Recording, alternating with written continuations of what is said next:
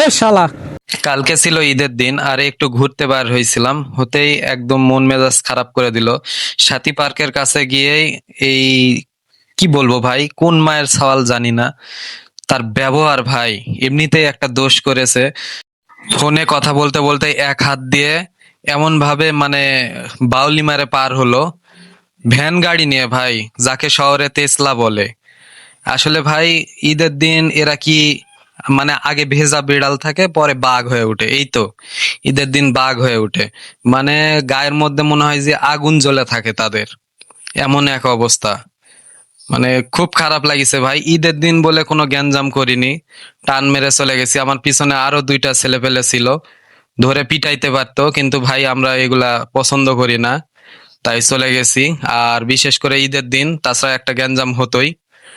যাই হোক, সবাই সাবধানে চালাবেন ভাই। ঈদের দিন এত তাড়াহুড়ার দরকার নাই, অনেক অ্যাক্সিডেন্ট হয় বুঝছেন। পুরা ক্লিপটা আবার দেখেন, আমি রিপিট করছি, দেখতে থাকেন। এ শালা। ওই তুই গিয়ালে গাড়ি আন দিস মাদার তো। শালা গাড়ি চালানোর গোষ্ঠী বেশি। ফোনে কথা কথা রং একটা ইয়া হয়ে আছে, আমি খাইনি আমার বাজে বাজে